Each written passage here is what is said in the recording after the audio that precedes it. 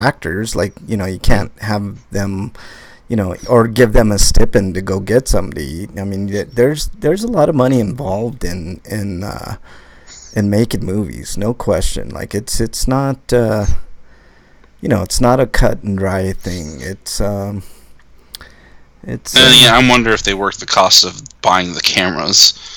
Because apparently, according, I don't know how accurate to real life the disaster artist was to the creation of the film, The Room, but apparently Wasau bought his camera equipment instead of renting it like most people do. Yeah, I'm sure. Weissau, nobody knows where his money comes, but he's not worth like a ton of money. If you look at his net worth, he's worth approximately $500,000, which sounds like a lot, dude. But in reality, like at one point, I was worth like $300,000. So it's not like he's making like hand over fist money. I'm wondering if he invested stocks at some point, and that's where his money comes from. That's a possibility. Like, who knows? And why would he want to make that public? Like, that's nobody's business but his. It's like I don't understand why they reveal athlete salaries. Like, that's none of anybody's business. It's like. But just get people mad or something. It's weird, dude. Like they always tell you how much a player is making. Why should anybody know how much an NFL player is making playing football? Like, that should never even be a topic of discussion. They should never know that. Like that's like asking somebody on the street how much you make. If they offer the information, okay. You might as well be giving them a kick me sign. Yeah, it's like don't. I mean, that's none of anybody's fucking business. Like, it's just it doesn't make any sense. If you're just joining us in YouTube and on Twitch, we haven't started the show yet. We're just BSing before the show starts here in a few minutes. Thank you for joining. If you're already in chat or if you're looking on the archives, thank you as well. Really appreciate you. All that good fun stuff. Lots to talk about on the show today. I think we're going to go over, of course, all the latest and greatest RPG news. I've got some things to say about our government, like I always do. Just stuff like that. Lots of stuff. Some reviews. We got some reviews today. I had an opportunity to see The Curve, a movie that I highly recommend. I'll talk about it later. The Curve or Curve? Curve, Curve, and a movie called Bright. Eric saw Shape of Water, Disaster Artist, Jumanji. So that'll be interesting. Hopefully, Welcome to the Jungle, not Jumanji. Well, it has a subtitle because that was the issue. I actually have with Ghostbusters. Is like you keep calling it 2006, but it has a subtitle called "It's Answer the Call." Yeah. Did I or did I not pass Mad Max? That's going to be answered in this episode. What else? We got Talk of the Pope, Mick Mulvaney, some Netflix news, some good stuff. So lots of stuff to cover today.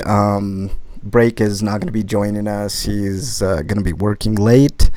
But Eric and I will answer the call. That's for sure. Speaking of answering the call. Maybe Mug will surprise show up. Maybe, dude. I don't know. He's working too, so, we'll see.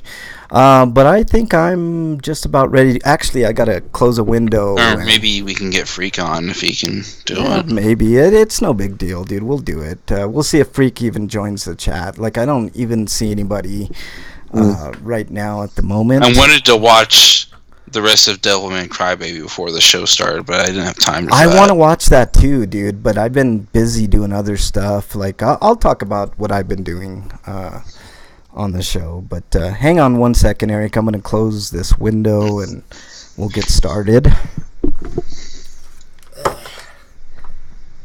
Hot.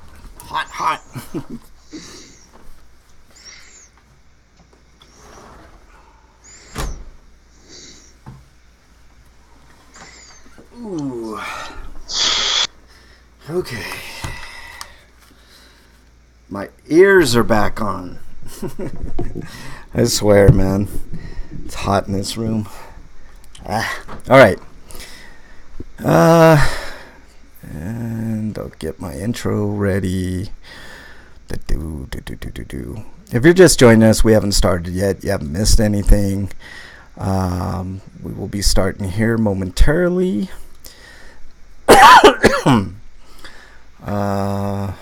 Okay. Boom, boom. Boom, boom, boom, boom. All right, Eric, you ready to go? Eric, you ready? Eric. Well, I must have bumped my mute button. There you go. Sorry. That's right. It's all good. You ready? Mm-hmm. All right, here we go.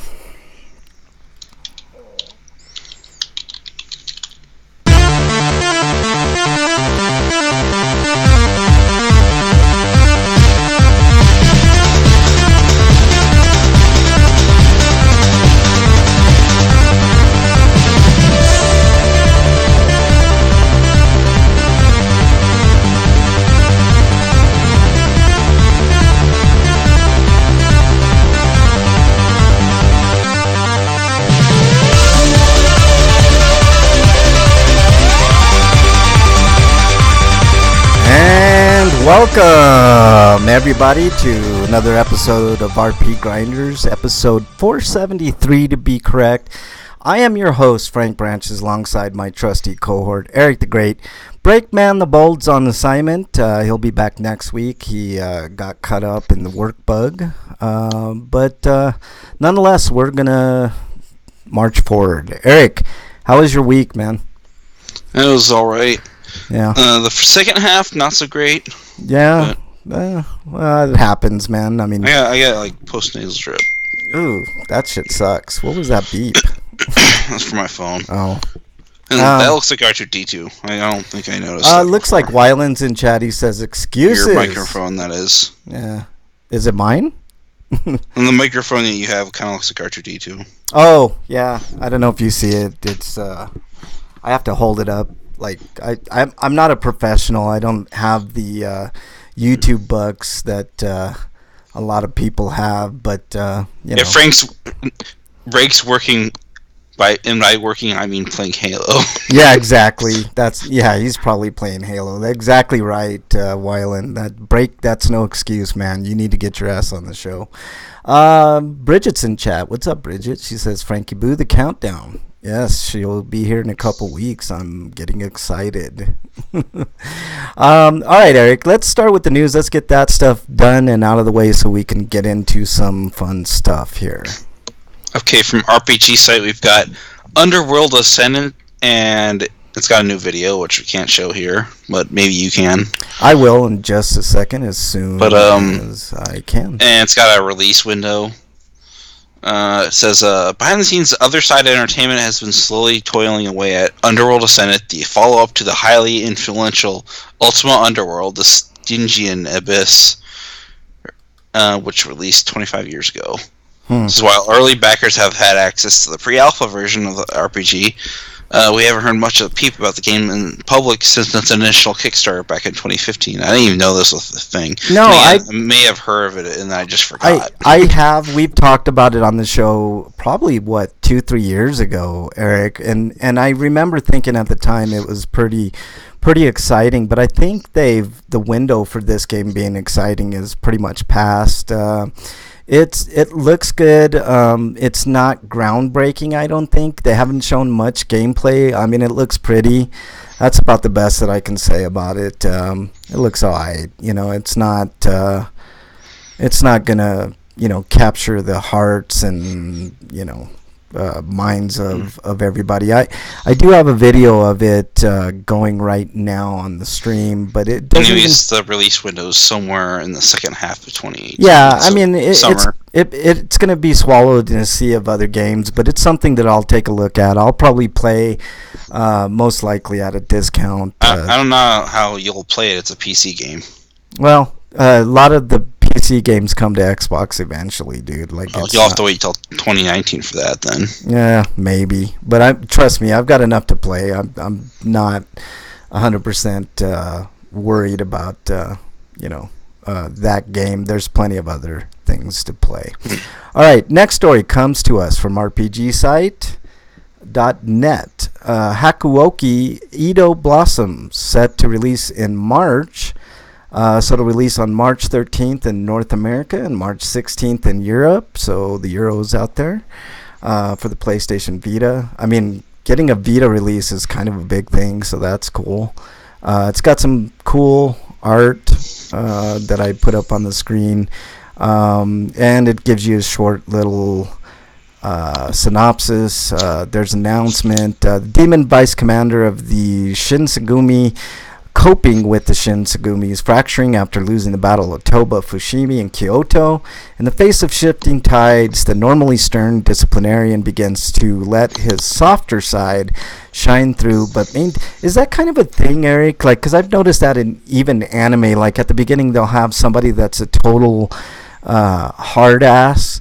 But by the end of the anime, like if it's through seasons or whatever, they kind of let... yeah, it's called tsundere. Ah, okay. Freak Only in this case, it's a little bit more like he's a strict commander, and he's focused on the mission. Freak 5 says, "Good evening, Grinders. Good evening to you, Freak 5. Man, I got through a sentence talking about Freak 5 without Exile. Quite tsundere, but it's similar. Yeah. No, it looks cool. It's probably something you'll check out, Eric, and we'll probably hear about soon. All right, next story, Eric. Next story is from RPG site as well, and it's about the DLC that's finally dropping as a result of the Xenoblade Chronicles 2 expansion pass. So if you bought the expansion pass, you're getting your first set of stuff. Yeah. What are we getting in this pack, Eric? There are quests that you can only play per like chapter. So if you're on like chapter 2 and there's the rest of the quests won't be available until you get to the appropriate chapters. But the new quests are A Passion of the Artisan, MIA Nopon, Industrial Sort of Tor, Midnight Feasting, and The Lone Watchman. And the item pack 3 consists of a Driver's Essential Set 2, 10 rare core crystals, 1 legendary core crystal, 1 overdrive protocol, which I'm not sure how those work in the game because I haven't got that far. But Tor's favorite thing, which if you give a character their favorite thing, your affinity then will increase, and that will help them learn new skills. But 3 juicy samods, and Poppy's favorite thing, which is 3 fizz juices, and charming driver gear, which is accessories, and it says it does auto balancing, which I guess keeps you from getting staggered or something. Maybe that's kind of cool. And I see that they're doing they fixed some issues with this update patch, which is always a nice thing to see. I'll be talking a little bit about patches later on too. So, anything else we need to know about this? I heard one of the bigger problems I've seen people complain about the quest is that the rewards for those quests aren't all that great, and there's lots of them. Underwhelming. Yeah. Not to mention when you get too many quests.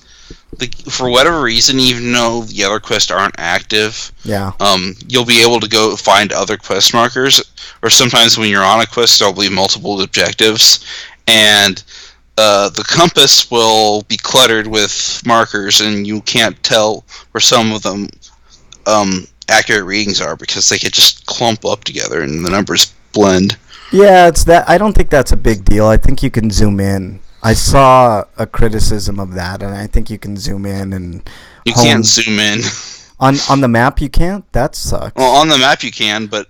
That's what I'm saying. But if you're going through the overworld and you need to find out how many steps you're close to in proximity, it might become a little bit difficult. I guess. And the map itself wasn't well done, but they might have fixed it, so they might make more markers now, but who knows? Yeah. Well, whatever. I mean, that's what patches are for, man. Let's move on to the next story coming to us from RPG site. Little Witch Academia Chamber of Time listed with the February 20 release date. Seems that side-scroller RPG Little Witch Academia Chamber of Time, which I just said. Damn it, I hate when they do that. If a post on German PlayStation blog is anything to go by. While Bandai Namco hasn't announced a release date through any of their official channels, the blog post lists several of Bandai Namco's upcoming game for the PS platforms, and a February 20 date is listed for Little Witch Academia. So, and then there's a little description. I don't know much about the game. The anime, I saw the... what is it, a movie that you watched before the series? There's like 2 movies. Yeah, I saw one of the movies. I liked what I saw. It was kind of a short movie, so I need to finish watching the other movie. I didn't really care for the dub. Yeah. Well, I mean, unfortunately, that's what I'm stuck with on Netflix. But I think I found a solution to that, which I'll be talking later. Next story, Eric. Next story. Well, you can watch it subtitled. It's just I tried watching it dubbed, and it's like immediately it's like nah.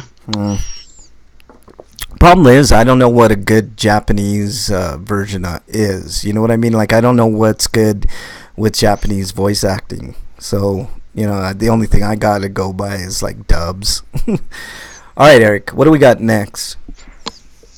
Well, we've got a release date for Strange Journey Redo. This is kind of exciting. It is going to be coming out on May 15th. That's a little ways away, but that's cool. So, yeah, and if you noticed in the article, they mentioned that they changed the box art for the North American release because the character Alex is supposed to be holding a gun and pointing it at... well, I guess it could be perceived as it pointing at you, but it doesn't really look like a gun. I mean, it is one, but it's not shaped like a real-world gun. I don't understand why they are so worried. Like, Nintendo's I don't think it's that. I think it's more like not only stores, but the ESRB has guidelines about what can be on a box, otherwise the rating has to go up. That's really stupid. Like, box art, which is weird because it's already rated M. It's pretty high anyway. It's like who cares? Like honestly, censorship like this just drives me the only problem nuts. I could see was this is like, yeah, it's an M-rated game, but it could be sold along with games that aren't M-rated, and children might get offended or something. Really? Like, or the parents of children, because honestly they're the ones that react to this shit. Like, the only reason why this should be a thing is, like, I understand, like, in music, right? You have a lot of creative artists in the heavy metal genre that have a lot of offensive covers, and you don't... I mean, I wouldn't want my kids walking Here's the solution. You should do what Toys R Us did a long-ass time ago. Lock all these games behind a box that you can't see, and then you get a ticket in the middle of the store somewhere, you take the ticket to the fucking...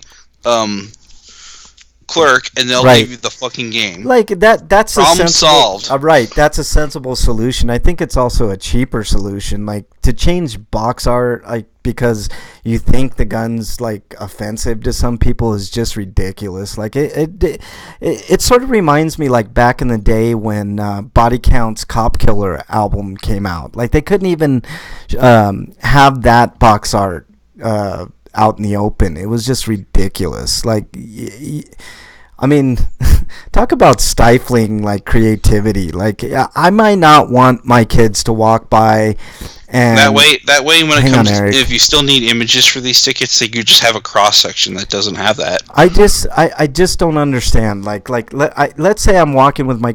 of course I don't want, like... my kids to inadvertently see, like, a Cannibal Corpse cover, because those are pretty brutal, right? Like, or maybe I do, but, at least give people the option. Put a black cover on it. That way, when you get it home, you can take that out, and there's the art, that in its full glory. Like, all that shit makes zero sense to me. Like, there are ways around it. You know what I mean? Like, and plus, like you said, Eric, it's a rated M game. Like, really, we can't handle a gun on the cover? I mean, get real. It's ridiculous. A fake-looking gun at that. Yeah. I mean, it's just stupid. I don't know if that has to do with Nintendo or the ESRB. Like, whatever the case is, just ridiculous. But not only that, but like Nintendo's still stuck very much in the mentality that they were 20 years ago, where mentions of God can't be referenced in the game like Xenoblade 2. Instead, they have to call it the generic architect. That's just ridiculous. All right, next story, Eric. Which is weird because none of the character models have been altered, because that was a big problem with games like Fire Emblem. Yeah. All right, what do we got next on the docket, Eric? Like we changed these.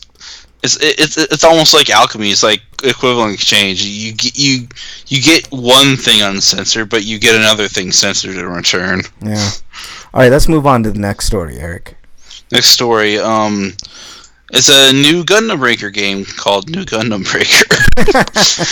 Yeah, that's the fourth entry into the Gundam Breaker series of the games, and it's the first Gundam Breaker game that's actually been officially localized for North America. And I'm not talking about importing a game that has English subtitles in it. Yeah. No, this is big news. I'm looking at it. It looks kind of pretty. They're using the Unreal Engine, it says. So good news there. But in case anybody doesn't know, this is the game where you're basically playing with a bunch of Gundam model kits, and you can customize it and make a bunch of crazy stuff. Like, it's kind of like Dragon Ball Fusions before Dragon Ball Fusions existed, but like you're swapping out parts instead because you're robots. It's kind of cool. It's all right. I'm looking at it. It looks all right. It's has me mildly. They said think Diablo. I don't know if Diablo's accurate because it's not an RPG like that. But Armored Core, definitely. God, I'll be talking about Diablo later. Freak5 asking where is Break, and Wyland says he's playing Halo. No, he had to work today, so yeah. I locked him in the dungeon so Mug won't be lonely. Yeah, exactly. All right, next story comes to us from RPG's site. This is a nifty little nugget. I don't know how true this is, but it kind of makes sense to me. South Park Fractured Butthole Switch version seen at an Australian retailer. Of all places, Australia. But it says it's scheduled for March 13th, and that actually doesn't sound realistic to me. Like, to see this ported over to the Switch, I see maybe that quickly? No. Maybe a late 2018. Unless they were working on it along with the other versions, it was just going to take longer. That's also a possibility. I don't exactly know what could take longer, for this game to work on the Switch. Like, it should just be a fairly easy port. I don't see why. Well, porting it would be easy. Porting it well would be harder. Yeah, well, that's true too. But I mean, they probably want to optimize it. I mean, and plus all the DLC's out now, so I think maybe they're planning on launching it with all the DLC. That may be. So maybe March is accurate. I don't know, but it's interesting. It'll be interesting to see if this will be out on the Switch. It might be the version that I get, depending on how well it plays. But all right, next story, Eric. And it might be coming packaged with the first game too, so there's that. They have to code all that too. Yeah. All right, Eric, what's going on with the next story? But Fantasy Hero Unsigned Legacies coming to Switch on January 25th, which is a 2014 PS Vita action RPG. Yeah. And as Arc System Works is bringing Fantasy Hero Unsigned Legacy to the Nintendo eShop on January 25th for $9.99. Wow, that's a good price point. Well, this is a Japanese game. Who knows if it'll be localized, but it's approximately 1,200 yen. Yeah. If they bring it over, I think there'd be a market for it on the Switch. The Switch is kind of doing things right, man. All right, speaking of Nintendo, it kind of reminds me of what maybe Rent a Hero might have been if it had gone the action route. Speaking of Nintendo, Nintendo Labo, or as I like to call it, Labia. No, I'm just kidding. Nintendo Labo build and play Toy-Con kits announced for the Switch. I don't know if you guys have heard about this, but there was a direct this week, and yeah, interestingly enough, there wasn't one in North America, but there was one in Europe and Japan. Weird. But probably because we just had one the week before, but who knows? But basically, what this thing is like it comes in a kit. It's a cardboard cutout type thing that you build different things. Like I saw a fishing rod with one. There was a backpack with another. A robot with another, and you can use it in conjunction with the software that it comes, and to play mini games and probably other cool stuff later on. It's using infrared to do all this stuff too. Yeah, probably other cool stuff later on down the road. Like I saw, like a piano that you could make. There was some other things. I mean, it's interesting. I don't see myself. I'm not a creative, so I probably won't take advantage of this. I don't see myself utilizing this, but I can see where this would be just a ton of fun for kids, But the only problem I see with it is that it is cardboard, and kids aren't really easy on toys, so I could see where this would be the cardboard's easy to replace. The kits with the software, that's the expensive stuff. Well, that's what I'm saying. Like, the cardboard's not easy to replace, Eric. Like, you're not going to be able to just buy, a piano cutout of cardboard without getting one of these kits. Like, I guess you could maybe... No, I think they're going to sell, like, separate things that go with kits, but not the kit itself. Not sure, dude. I think it just comes with the kit. I mean, I guess you can get around that by, printing out stuff on paper and then tracing that onto a piece of cardboard. I could see where that might work. But I mean, this is fun in its concept. It's textbook Nintendo.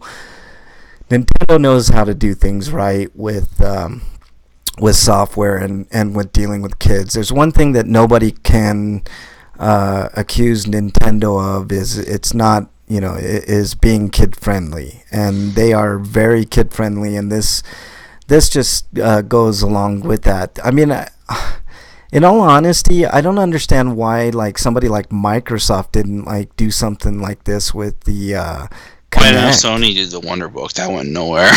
Yeah. No, but I mean, like Microsoft could easily taken the Kinect, for instance, and like let's say you have a real fishing rod, like you put it up in front of the Kinect, and it adds that to a game, or I mean, there could have been so much things that could have been done with that they didn't do, and it seems like Nintendo's kind of picking up on that. I don't know how long this is going to last, or if it's just going to be a fad, but it's an interesting concept. I'm kind of curious to see what developers do with it. That's the main thing. All right, Eric, what do we got next? Speaking of the Kinect, apparently adapters are going for a lot on eBay. So I'm going to ask my brother if he doesn't mind if I sell it. A connector? They like go like for about $300 for what? Like your the Kinect. Oh, the Kinect? It is literally just a camera adapter. Oh boy, that's muy Some expensive. people actually want that shit. Yeah, I guess more power to you if you want it. Apparently, they use them in hospitals. Yeah. All right. So that they can track your movement, and you could do like precision surgery with it. Yeah. All right, Eric. Next story, please. Next story would be the city of Final Fantasy. Opera Omnia is also coming west. Yeah.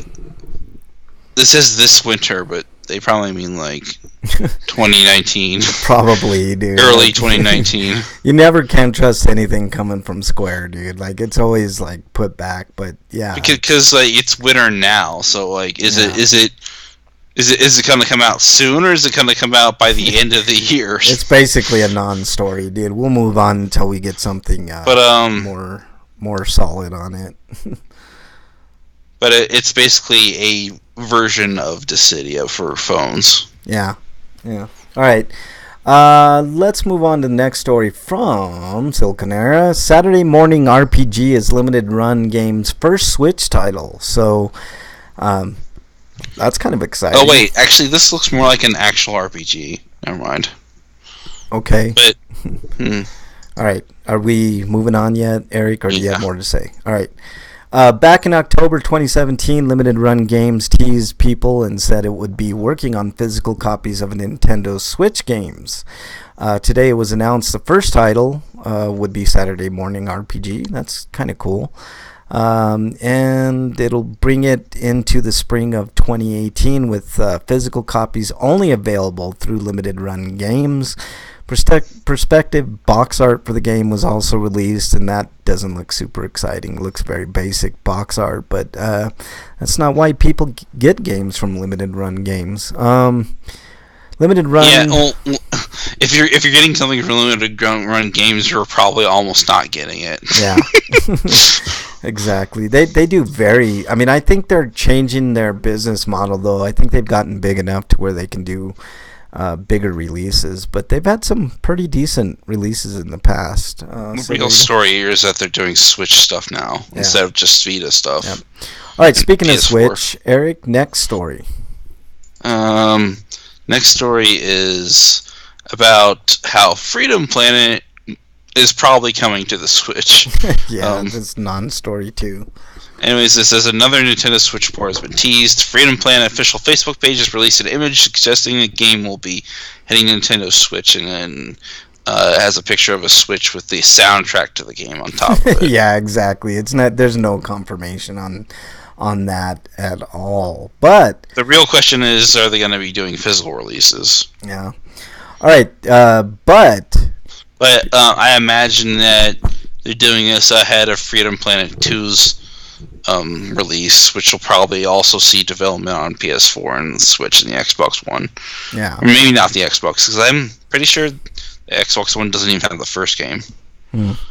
I know what they do have, Eric, on the Xbox One. That's Crypt of the Necro Dancer. But that, coming to us from Siliconera, is coming out on the Switch in Japan on February 1st. And later everywhere else. Yeah, it's on weird to release a game that was made in the West in Japan on a platform first. It's a procedural dungeon type game from what I can remember when I read it on Xbox. They had it on sale recently. It's hard as fuck too.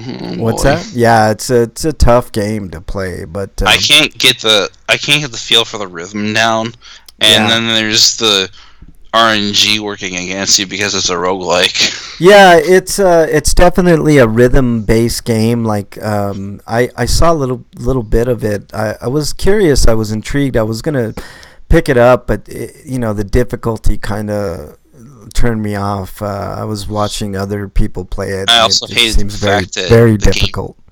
What's that? The fact that the game didn't have proper joypad support on the PC. Yeah.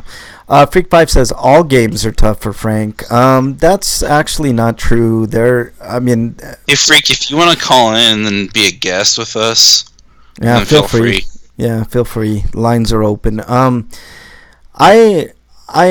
getting better, Freak5. I'm getting back in the swing of things. I'll be talking a little more about that later. You're gonna be Robo Frank.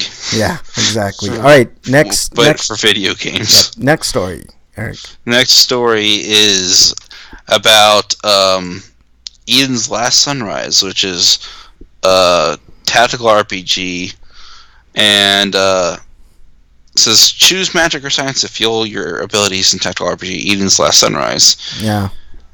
And the character models look kind of boring, but maybe has a good story about it. Yeah, the players will have to choose either the science or magic faction. So science versus magic. Yeah, I know that's kind of a downer. It looks like a typical tactical RPG. To be honest, I mean, that doesn't set itself apart really. I mean, visually. But like you said, maybe story-wise it'll be better. Freak5 says Frank didn't beat Adventure until he was able to Google a walkthrough. How dare you, sir? There'd be too much background noise for him to call in now, he says. No worries. Did you get that Atari box game set. I don't know if there was an Xbox One version of it. There's a PS4 version of it. I played enough Atari back in the day that I don't need to relive all that stuff, man. It's really not like gaming has advanced so much that like to go back and play Atari games is like not really worth it. Anyways, the game's got a Kickstarter, but you can play a demo on itch.io for this. Yeah. Like I said, it looks very bland. Maybe the story makes up for it if anybody's played it. Well, it's got 2 years ahead of itself, so maybe they can update the visuals. Yeah, maybe if somebody's played this, they can let us know what their impressions are of it. All right, next story comes to us from Gamatsu. Nippon Ichi Software announced Liar Princess and the Blind Prince, Project Nightmare and Disgaea remake. So that's all pretty interesting. I saw a little quick So video. I'm wondering when they do a remake of Disgaea. Yeah, I was looking at a video for, I believe, Liar Princess and the Blind Prince. It looks like one of those like escort mission-esque type games, but it's the same type of game in the vein of something like Limbo or something. So, I mean, it looks okay. It looks interesting. I wouldn't mind playing it. It's basically the same as Rose in the Twilight and Hotel Nique. Yeah, looks all right. I did not see any video on the Disgaea remake, but I am curious about that. I'm wondering if the remake is going to be every bit as good as the original. I don't like tech. I like the idea for Liar Princess that you're basically a Mimikyu from Pokemon. Yeah. Let's see. Freak5 says he just realized the game he wants them to make for the PlayStation VR. What is that? Friday the 13th? Probably something porn related. Probably something with the Western grip. Yep, you hit it. Leisure Suit Larry game. Yeah, that way you don't get in trouble when you get hands-on, Freak5. I can understand why you want that game. All right, last story, Eric. Last story is Witch in 100 Night 2 has been dated, and it's coming out in North America on March 27th and March 30th in Europe. Yeah. This game looks pretty. It looks sort of like a Japanese RPG take on Diablo. Like it looks good, man. Like but the problem with the first game is that it had a lot of mechanics that kind of weighed it down. And while this game doesn't look like it's going to fix any of that, it might at least be refining them so they're not as annoying to deal with. But the biggest problem for the first game was that the protagonist, Natalia, was or Metallica if you play the Japanese version, but was an insufferably and completely insane psychopath, basically. So I mean, that would be a selling point for me, not a drawback. No, well, if you actually played the game, you would understand why it's a drawback. Yeah, probably. But it looks pretty, dude. I've got decent hopes for this game. But, I mean, it doesn't look like that's going to change, but maybe she's less damning of a protagonist in this one. I guess. We'll have to see, but... It's weird, because you want her to die by the end of the game, but that's, like, supposedly the bad ending, even though it's the good ending, because, like, you want her to die, but the good ending is supposedly one where you spare her life. All right, well, that's the news for us this week in RPG news. No, I don't see anything from Twitter. Of course, I don't have access to that at the moment. We'll wait for next week. Maybe somebody will put something in there. If you have a comment or question for Grinders, just tweet at RPGrinders on Twitter. And we will mention you on the show and mention your comment and respond in kind. Eric, what have you been playing, man? This homie discount, I don't think I put that one in. I put in a homie discount. I forgot. But Sony's having a flash sale. They got games like Life is Strange, Dark Cloud 2, Rogue Galaxy for $5. I bought Life is Strange on the Xbox. I have not played it yet. I did play Dark Cloud 2. Dark Cloud 2 is an underrated game, and for $5, it's really worth it. Rogue Galaxy is actually really worth it for the content you get.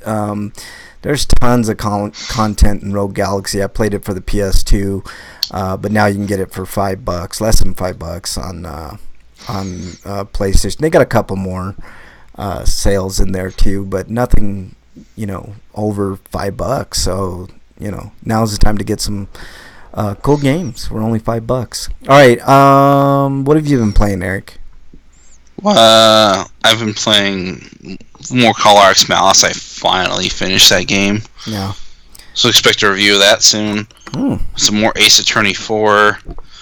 I played a little bit of Drive Girls, and it's like, yep, this is a Tamsoft hack and slash game that's kind of boring, actually. That sucks. That's disappointing. So it's on the wrong console. I mean, the Vita is missing 2 and L and R buttons, so the game probably needs, and not to mention the L3 and R3 buttons for lock on and other functions that would make the gameplay better. That's disappointing. What else you been playing, Eric? But I also played a little bit of Mary Skelter, which is a dungeon crawling RPG. Yeah. Which hopefully will end up being better than MayQ Labyrinth of Death and Moe Crystal. Freak5 says he's been playing Elder Scrolls Online and Friday the 13th. When I get a PlayStation, which should be fairly soon, Freak5, I'm gonna pick up Friday the 13th. I think that would be a ton of fun to play. I wouldn't be any good at it, but I'll still give it a go. And then he says, "Oh, awesome! I was planning to buy Dark Cloud 2. Yeah, pick it up right now, dude. It's less than $5. I mean, I think you can pick it up for $4.79 or something. They've got a pretty good sale on PlayStation. I've been playing, of course, Marvel Puzzle Quest. I play that at least one time a day just to get the Deadpool daily rewards. Mad Max, did I finish it? That's for you to decide. I'll tell you as soon as I talk about the other games I've been playing. Diablo 3, I played a little bit of Diablo 3, and Diablo 3 is fucking awesome. I'm not good at any game, Freak5 says. Sterden, which is a procedurally generated shmup, bullet hell shmup. It's fun. I have a lot of fun with that game. It's not super difficult. It's actually fun to play. It's not like one of those bullet hell games that it takes super precision to get anywhere. It's pretty decent. I like it quite a bit. Nice power ups to the spaceships, stuff like that. A little bit of Witcher 3, and I can't stop marveling at how good Witcher 3 looks, man. And I also allowed it for having a 60 frame mode as well, even though it doesn't reach 60 frame all the time. You don't really notice the hit it takes on graphics at all. And in my opinion, that's the way to play the game. It's everything that it's cracked up to be. I think Witcher 3 is probably one of the greatest games of all time from what I played. I can't wait to get more into that game. So, yeah, there you go. All right, we got some reviews this week. Eric, why don't we start with your reviews? Please don't spoil anything. I want to see all 3 of these movies that you got for review. So what are we looking at for reviews? So I watched The Shape of Water. I saw that on Monday, and then after that I saw The Disaster Artist. So we'll deal with The Shape of Water first. Yeah. It is what I could best describe as an adult version of a fantasy story. With kind of takes a little bit elements from Little Mermaid. Yeah. And Creature from the Black Lagoon, maybe. Yeah, but reverses the roles. Instead of the heroine being the mermaid, it's actually a human. Well, maybe. Yeah. Because the movie does hint at the possibility that she might not be human. But anyways, I'm not gonna talk in the plot and just go see the movie. But yeah, I heard it's really good, Eric. Would you? But there is some political subtext which which is good because it is a period piece. But I was thinking through the movie that like a lot of what's going on back then feels like it's going on back now. So it's like repeating history. Yeah, no question. If you know anything about the history of Guillermo del Toro and his directorial exploits and adventures, you know that he always has kind of a political edge to him. Like I remember watching. Also, the guy that plays the sorry. That's all right. Go ahead. I was just saying the guy that plays the merman. I think he also did Abe in the Hellboy movies. Ah, that's cool. So it's the same person in the same costume. Huh. Interesting.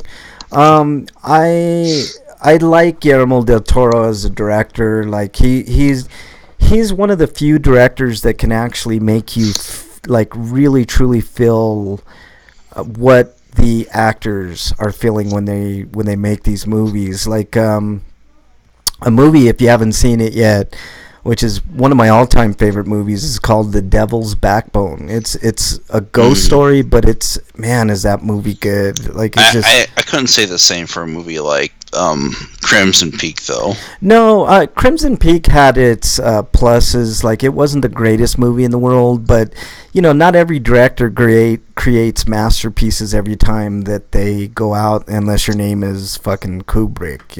Like there's. There are high points. I don't know about that either, because I didn't like Eyes Wide Shut. Oh, man, I love that movie. I didn't hate it, but it was like, I don't understand why you like this. God, dude, that's a great movie. I could do a whole show on that movie and why it is great. But basically, like, Guillermo del Toro is like kind of in the same vein. Like, he's just a creative genius. I don't know how he is in his personal life, and I don't care. He's created some of the best movies I've ever seen. Like, I mentioned, I don't know if I mentioned Kronos, but that's another great movie. Devil's Backbone is fantastic. I like Pacific Rim. I know that movie got hammered, but he's just a good director. Pan's Labyrinth. Watch that Troll Hunters series that's on Netflix. I have not, but there's a movie called Pan's Labyrinth, which is another great, epic scoped movie that is just a brilliant movie. Like Guillermo del Toro just has it when it comes to directing movies, and I heard The Shape of Water is fantastic, so I'm glad to hear. What would you give Shape of Water, Eric? I'm going to give it a 10 out of 10. Wow, that good. Yeah, I definitely want to see it. That's high on my list of movies. All right, moving on to something maybe not as good, Disaster Artist. The Disaster Artist is I guess you call it a docudrama. Yeah, that'd be good. Because it is a movie that is about the creation of the room without actually being a documentary. Yeah. It's definitely a movie. There's no question about that. But it stars the Franco brothers, with James Franco playing the role of Tommy Wiseau and Dave Franco playing the role of Greg, his friend. I forget his last name. Oh, I forgot his friend's last name too, but yeah. And it's about how they both decide to move to LA to try to make it in Hollywood, but they can't make it, so they end up making their own movie. and Tommy Wiseau's eccentricism causes problems for the creation of the film. And in many ways, it feels like The Room was actually an autobiography of what they were going through at the time, or maybe some bits from his previous encounters in his life as well. It's always interesting to see an artist's journey, and Tommy Wiseau he's not the best filmmaker in the world, but man, talk about passionate. Like, that dude, like, if there's one thing you can't accuse Tommy Wiseau is not, lack of passion. The guy definitely has it when it comes to that. So kudos to him for making the movie. I'm pretty sure the funniest thing about The Room was the actor that played the drug dealer probably was the most serious out of all of them. Yeah. But I have yet to see the Disaster Artist too, Eric. What are you giving Disaster Artist? I'm gonna give it an A.5. Yeah, that's a very high recommendation. I want to see it. I really do. All right, Eric, you got one more review to do before I get on to my quick reviews. What do you got for us? Jumanji: Welcome to the Jungle, which is probably the last time we'll see a Jumanji movie, actually, because of the way the film ends. Wow. Don't tell us how it ends. I mean, sure, they could always make some bullshit reason for another Jumanji film if they feel like it later. With how much maybe money, in another 20 years. With how much money that movie is making, Eric, I guarantee there will be a sequel to it. I guarantee. I don't know how they'll explain away that, though, but...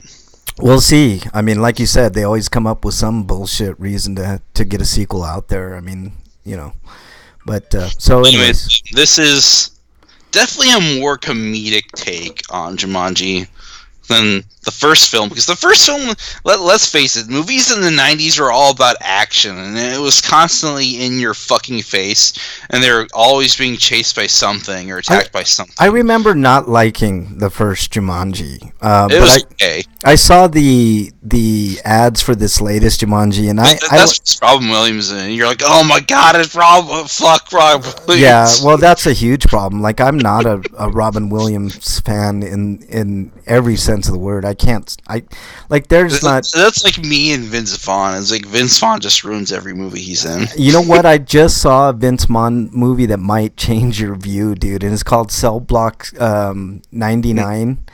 And dude, that movie's brutal. Like that's Vince Vaughn, like at his finest, I guess. Wait, who played Norman Bates in the Psycho remake? Was that him? Yes, and it was awful. No question, it was awful. All right, Jumanji: Welcome to the Jungle. What do you want to tell us? Basically, instead of a board game, now it's a video game, and it is in many ways a satire of video games. I mean, they didn't like throw references out everywhere, like, and in fact, a lot of them are actually pretty subtle because I didn't catch some of them. I saw a post on Twitter that was like, oh, so they referenced that game, did they? Yeah. I mean, a lot of Easter eggs in movies nowadays, dude. It wouldn't be... But as a satire, instead of satiring like specific video games, it satires tropes. Well, I guess that's okay. That's kind of welcome. Concept of lives and sharing lives.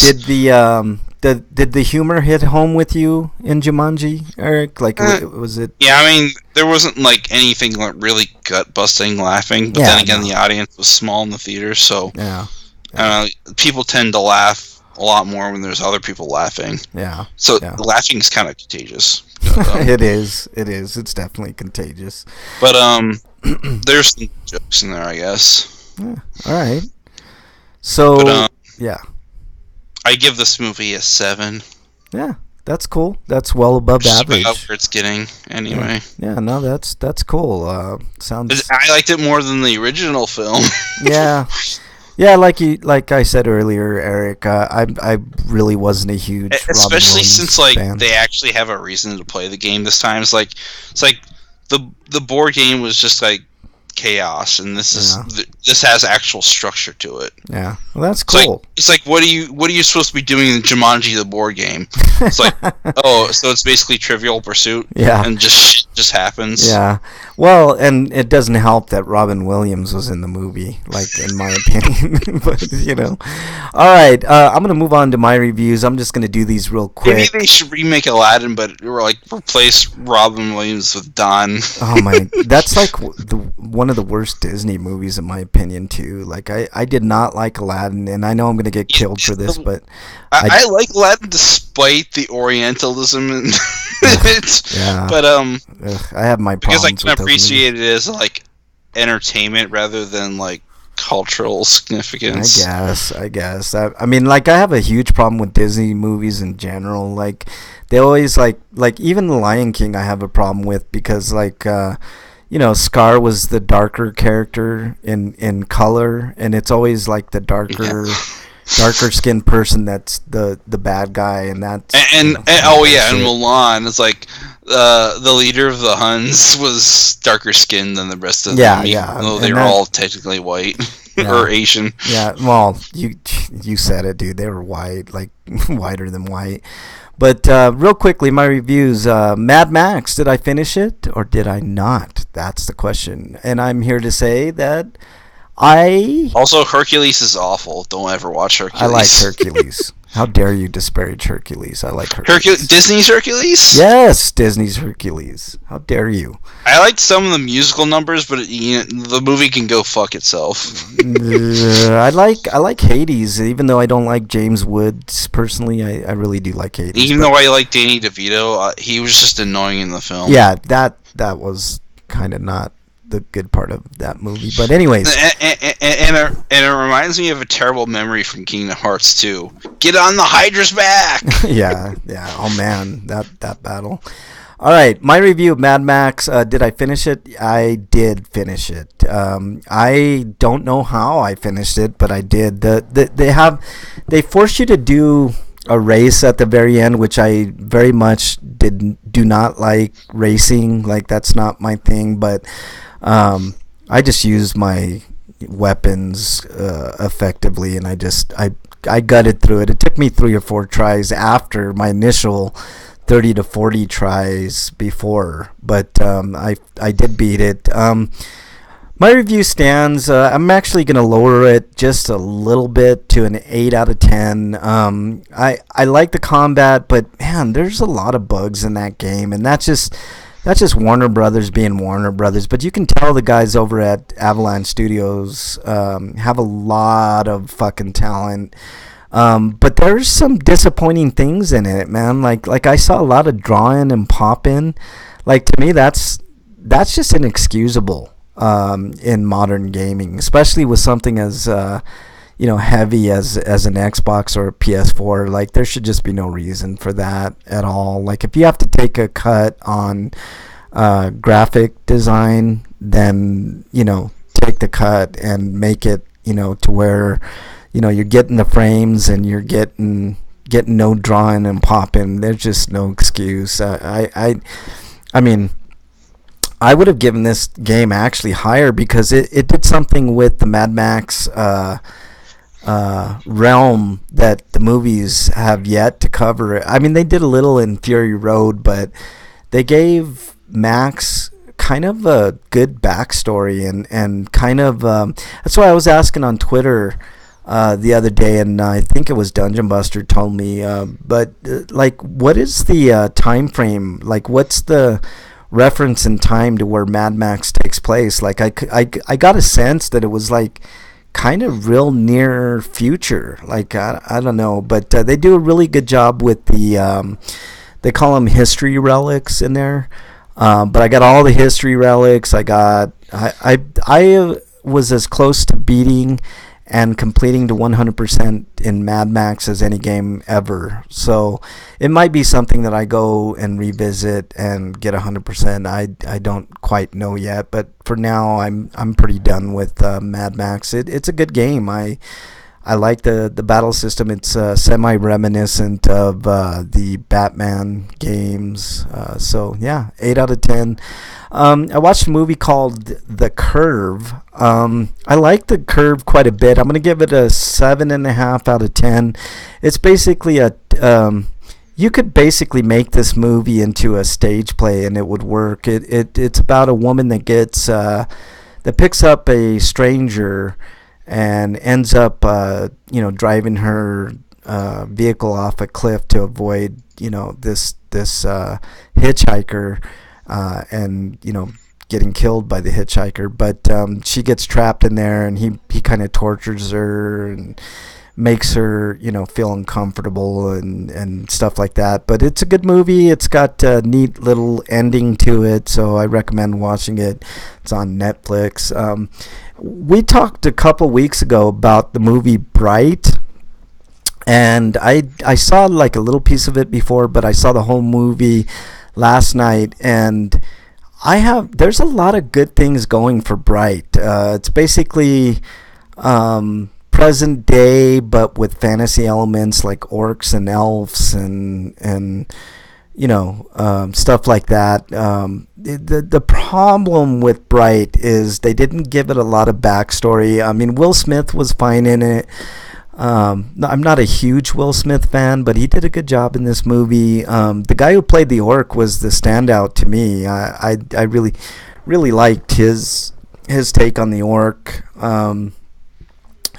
There's something for everybody to like in this movie, but if you're just jumping into this movie, like for me, they didn't give it, like, you hear stories about what happened 2,000 years ago and et cetera, and I'm thinking it's kind of a reference to biblical happenings and stuff like that. But if ever a movie needed a prequel, it's this movie. Like, I want to see what happened 2,000 years ago to bring us up to this point in history. Like this movie, I'm normally not a fan of prequel movies. I think they're kind of throwaway for the most part, but Bright could really use some backstory. Like, it really could. Like, I want to know, like, how, things came to be in this world. But overall, I give it a 7 out of 10.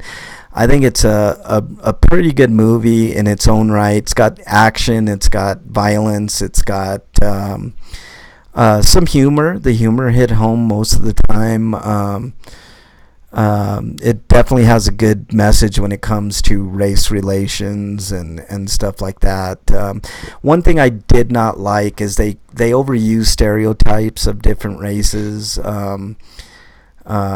and sometimes not to full effect. Like, of course, the gang was Hispanic. Of course, that black people were portrayed a certain way, etc. But it's a good movie. It's got some good messages. I just wish that they had done a little bit of backstory with it, and it screams prequel. Like, I hope when they do a new Bright, they do a prequel that shows us some of the battles and some of the other things that took place. But all in all, I liked it. I liked the take that it took on modernism and fantasy and stuff like that. All right, let's move on to our stinkos. Eric, what is your stinko this week? I think it was about the Pope. Ooh, the Pope gets it this week. Yeah, this is from apnews.com. Mm-hmm. This is Santiago, Chile. Pope Francis accused victims of Chile's most notorious pedophile of slander Thursday, an astonishing end to a visit meant to help to heal the wounds of sexual abuse scandal that has cost the Catholic Church its credibility in the country. Yeah. Francis said that until he sees proof that Bishop Juan Barros was complicit in covering up the sex crimes of the Reverend Fernando Caradima, such accusations against Barros are all calumny. Yeah. I can read more, but he basically needs a ridiculous amount of proof, even though he's got plenty of it. There's plenty of proof, and it was kind of out of character for this Pope to kind of fire back on these. I mean, it's already, without being proven, it's been proven. Apparently, he doesn't have enough faith in their testimonies. Exactly. The thing about this is like, how can the Pope not be complicit at this point in all this hiding of shit? This is why he's saying he probably is complicit. Yeah, this is ridiculous. Like, I always said, and I still think it to this day, I think Catholicism is kind of on its last legs. Like, if you can't figure out shit in countries like Chile, that predominantly are Catholic, then you're not going to figure out anything anywhere. Like, Catholicism is just dying, and I hope it dies. Like, just like Christianity, it needs to die. Yeah, Christianity, same way. They're a relic from 2,000 years ago that never should have existed in the first place. Yeah, it's just.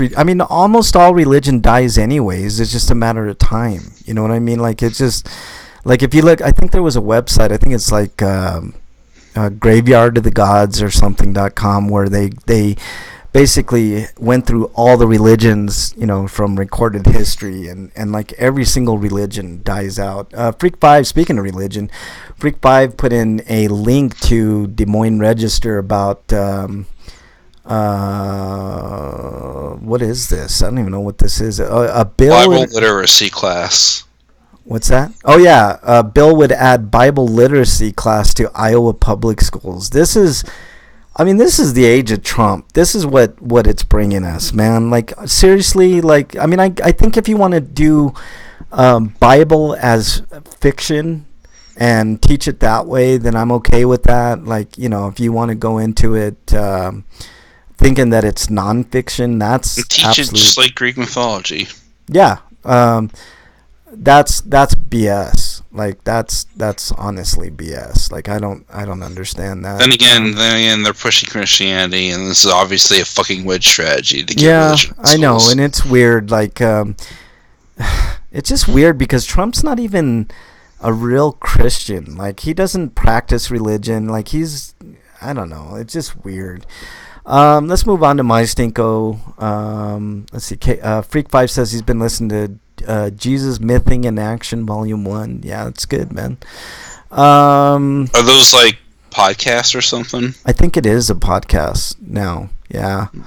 Mine is Mick Mulvaney. He's the self-appointed leader of the Consumer Protection Agency. I can't remember the exact what do you call acronym for the head. It's like CFPB or something like that. But basically, the agency that protects you from predatory lending and basically banks. And he's like one of the biggest swamp monsters there. And in his latest budget proposal for the CFPB, he requested zero money. How are you supposed to run a protection bureau with no money? Like, this is something just routine that other people that have been the head of that division have just went to Congress or to the president and said, we need this much money for the upcoming year. It's a book, Eric, he says. It to me, like, this just makes zero sense. Like, you're asking, basically Mick Mulvaney is there to destroy the CFPB. He's not there to. It's like Trump's pick for the EPA was Scott Pruitt, who is one of the biggest fucking, corporation lackeys that there is. It's like his pick for almost any cabinet position. Rick Perry as the Department of Energy, head of the department. Really? Rick fucking Perry? Like, like, there's so many swamp monsters in Trump's cabinet. I don't even know where to begin. Like, people like Mnuchin, who is the Secretary Treasury. And he talked about draining the swamp. Mnuchin is the very epitome of the swamp. He was a former Goldman Sachs executive.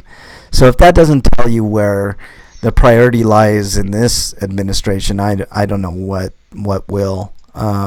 Plus the fact that it's mostly a racist, sexist cabinet. Like, it just, you go down the line. Like, these people, like Ben Carson, the head of Housing and Urban Development, he doesn't even know what that even entails. Like, he is grossly unqualified for that. Like, I don't know how most of these people got confirmed. Like, the Democrats have no spine. They just have no spine when it comes to shit like this. All right, let's I did call them the bend over and take it up the ass party. They really are, man. That's a pretty apt descriptor. And people are talking about the Democrats taking over in 2018. What is that going to give you? Nothing. It just gives you a bunch of wusses that don't know how to govern and are beholden to their donors. All right, let's move on to our Sweetos. Eric, what's your Sweeto this week? My Sweeto is that the Castlevania animated series is coming back in the summer. I saw one dude in the comments section on one of the websites I went saying that he didn't like the first season of Castlevania, and I'm like, what is not to like about the first season of Castlevania other than it's too short?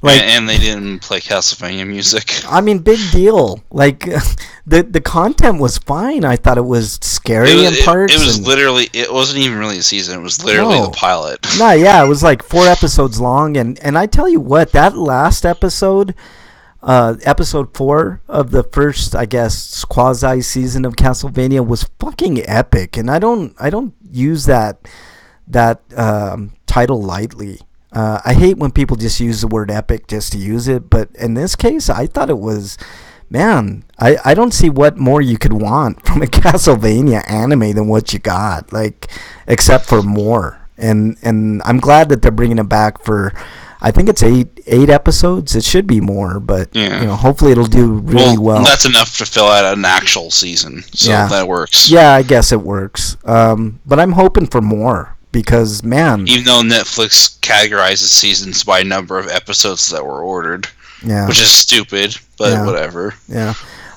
He's talking about the book in chat. Freak5 is... he's the author of another book called Nailed, the 10 Christian Myths that show Jesus never existed at all. I've made that argument quite a few times on Grinders. You know, there's a point in being an atheist where I just don't give a shit about reading atheist material anymore. I do. I still do. I mean, like sure, there might be stuff that's still interesting, but there's stuff that's interesting, and there's different takes on different things. Like I go back and read like God Delusion every once in a while, or God is Not Great is my favorite. But I got Richard Dawkins books, but like there's stuff instead of stuff like that, it's like academic, and it's about like the selfish gene or something like that. Yeah, I know, but there's even though Dawkins is a fucking Bella, and Dawkins is a dick, no question. But I'll have to check that one out because I've been saying it on Grinders for years.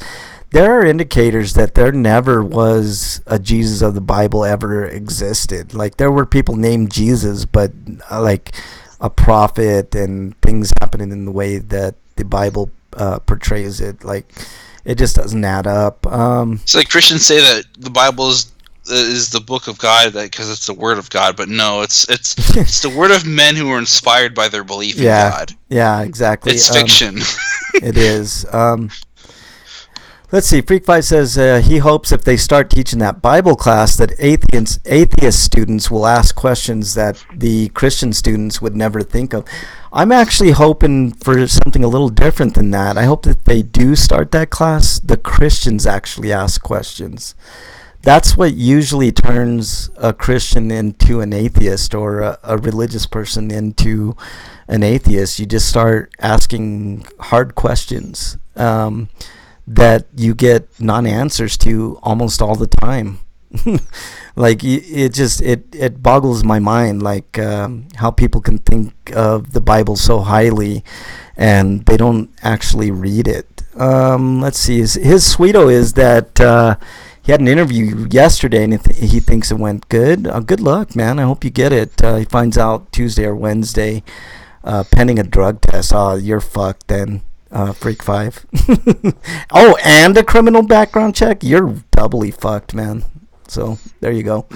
Yeah, but Castlevania coming back is awesome. I'm glad, man. I really like, especially that last episode, man. I thought it was some breathtaking stuff, and it set up the series quite nicely. My sweeto this week is I actually got a while back. I ordered a TV stand, and it's nice, man, to have my TV on an actual stand and not a box. So that was cool. You don't smoke pot, yeah, but ecstasy, man, ecstasy. So yeah, I got a TV stand for my 50-inch TV, and it's small and it's perfect. I wish it was slightly taller, but oh well. I mean, for what I paid, it's not bad.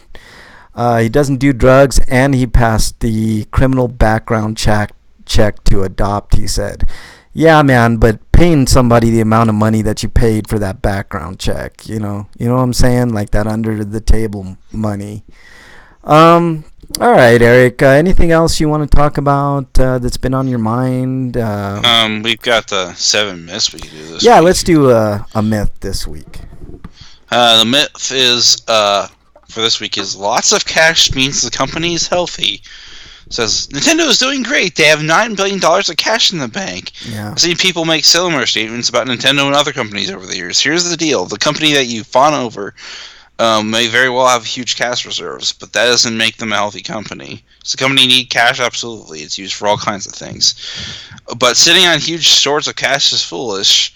It doesn't grow your business. If you want to grow, you spend your cash on research and development, marketing, advertising, and investments. You purchase assets. The cash doesn't sit idly. Yeah. Don't go look to cash as a sign of a healthy company. And me and Frank were talking earlier about how people just accumulate wealth and yeah. If you're running a company, it kind of makes sense to keep making money for these very reasons. But we were talking about something completely different. Yeah, it makes sense in all regards, Eric. Like we were talking about making money. Like I don't understand. Like let's say I won a $500 million in the lotto. That's what the latest jackpot was that was won, was like a $500 million. Like you'd buy stuff, of course. Like maybe you'd buy a house or two, maybe three, and you'd go traveling and stuff. But like, what do you have to need more money for? Like, I don't understand. Unless you've got like a grand ambition, you don't need to accumulate wealth. Yeah. Like a madman. Yeah, I mean, you can only like, for instance, I was talking about Jeff Bezos. Jeff Bezos was just. I guess he was just appraised. That sounds kind of weird, but like at $105 billion, like he's probably the richest man in the world. He's made more money than Bill Gates ever did, and Bill Gates was always considered one of the richest, if not the richest person in the world. But like at a certain point, like you bought all your houses, you bought your cars, your stuff, like.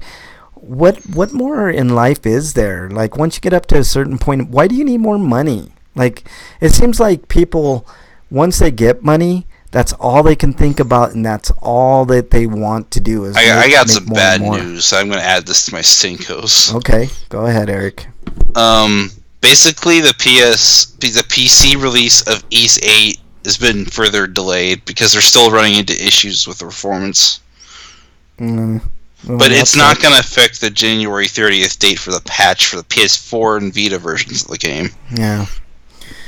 Apparently, Bridget's listening to us on YouTube. She was having some Twitch problems. So what's up, Bridget?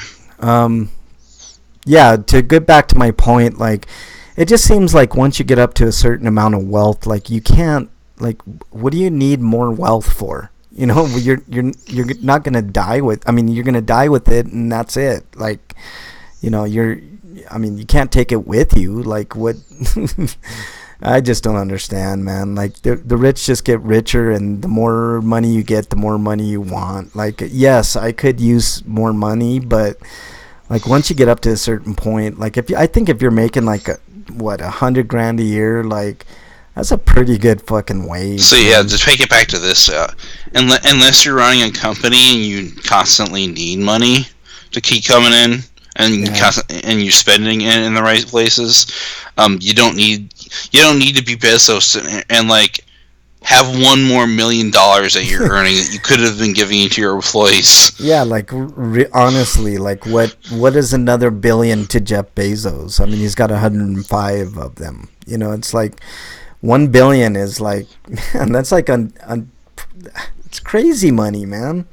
Like that's just crazy money. $9 billion. Like, I don't know why people bring up Nintendo all the time when it comes to money. I mean, I guess it's because Nintendo always does pretty good. I think they've had like 1 or 2 quarters of. You know what I heard recently? Go ahead, Eric. What did you hear? Apparently, Destructoid hasn't been paying its freelance writers for like a year and a half. Oh, what a shocker there! But they could still afford parties at GDC.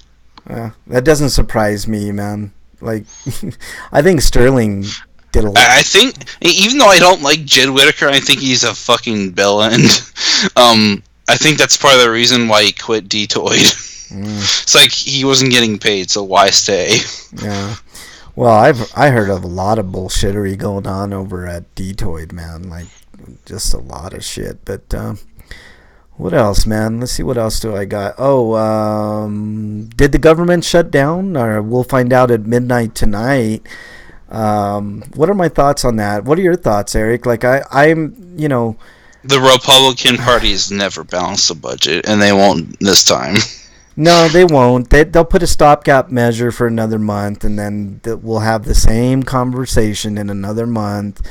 And they'll always hold kids hostage. And they'll keep blaming like the Democrats, like they always fucking do. Yeah, and even the Democrats they're the ones that are responsible for this mess. And the Democrats will fucking bend over and take it, like they always. And just say, yeah, we are bad, even though not really. Yeah. One thing I did want to mention, like I'm not a huge Cory Booker fan. He's a Democrat. Out of, I think. Is he from DC or I can't remember where Cory Booker comes from, but he like took this chick to task, man. The head of the Homeland Department of Homeland Security, I think her name is Kirsten. I can't remember her last name, but she's the head of Homeland Security. She was in the meeting where Trump called other countries shitholes. And I don't understand why they can't just admit that the president said that. Like, what are they fearful of? Like, the president said it, he means it.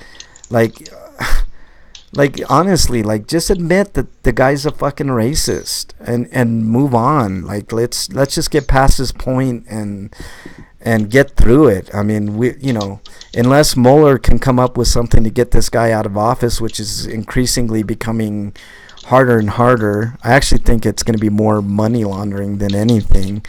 Then let's just fucking move on from this. Let's get real, progressive people into positions. Like, I know there's somebody running up against Joe Manchin in West Virginia. I think her name is Paula Jean Swearengin. I would vote for her a million times over somebody who's more like a Republican, Joel Manchin, than anything. He pretends he doesn't know who his donors are, and that's all fucking horse shit. These people are beholden to their donors. They're not beholden to anybody else. So if anybody thinks the Democratic Party is great, they need to take a look at their representatives and see who they really take orders from, and that's the donors.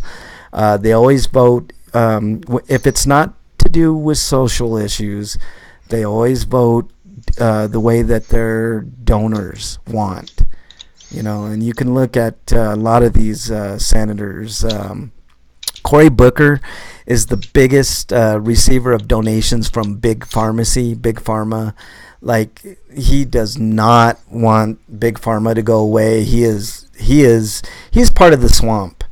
But he did a really good job of taking down this Department of Homeland Security chick who was, denying she heard anything or, skirting around the issue. He basically said, I've had many meetings in the Oval Office, and when this president speaks, he listens.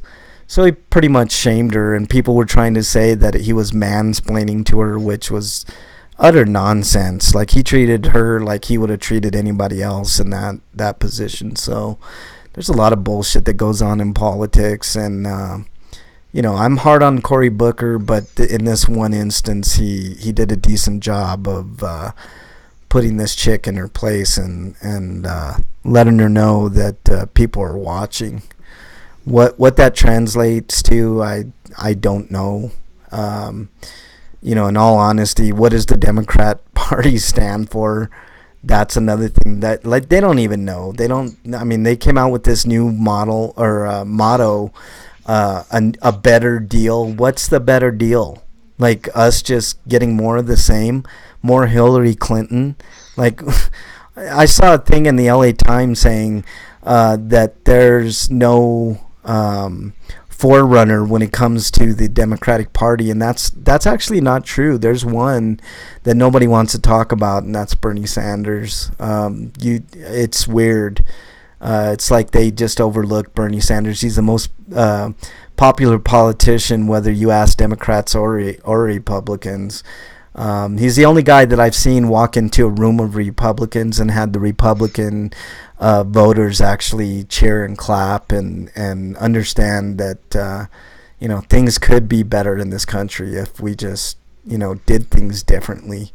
But until we get money out of politics, it's that's the norm. You got to get money out of politics. When people can vote their conscience and not be beholden to donors, it's a wonderful thing.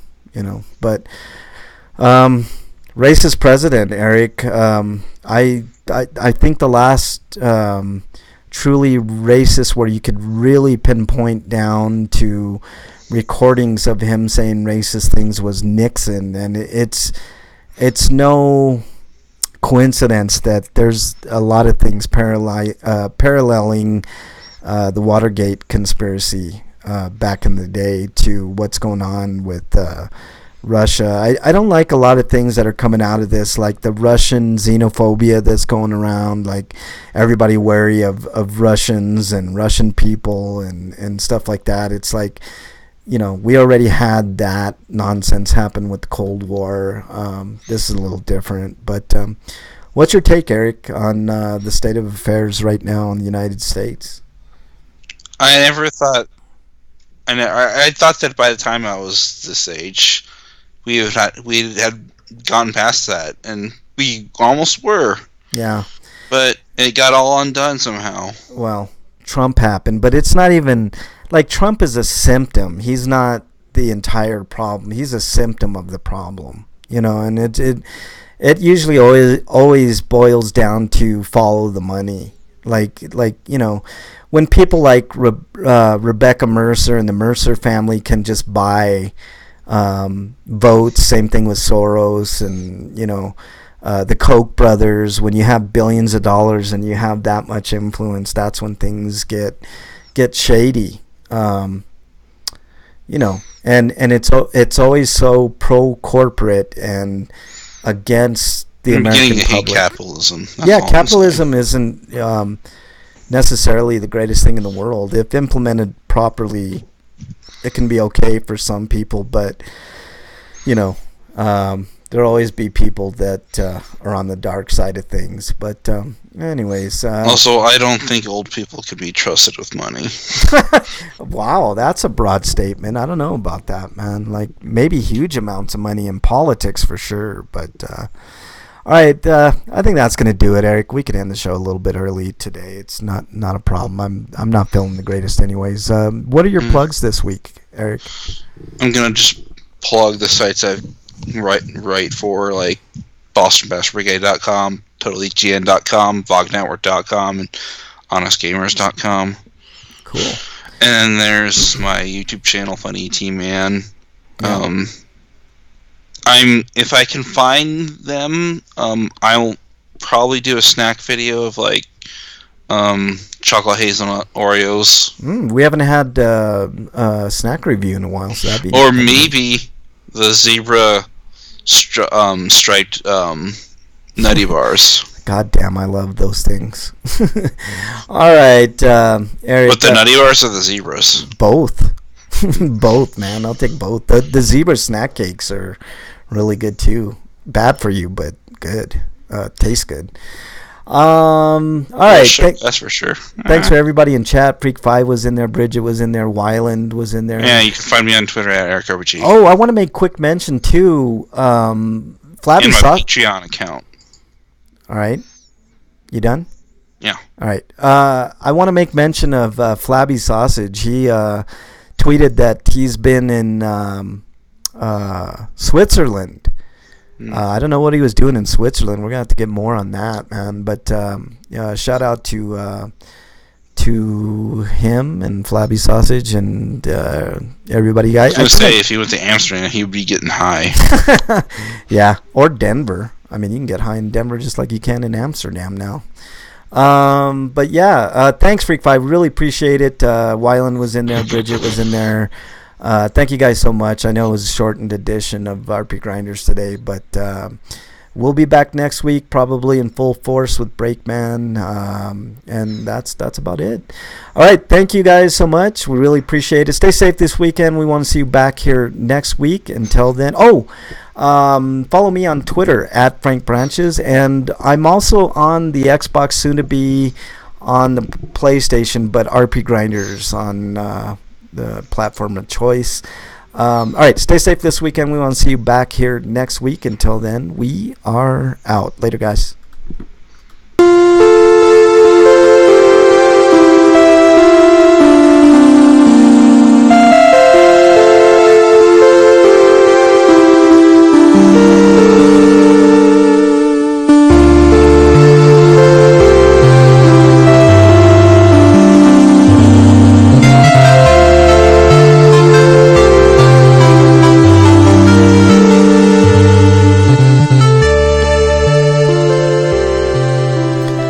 Like that outro, man. It sounds kind of kind of Zelda-like.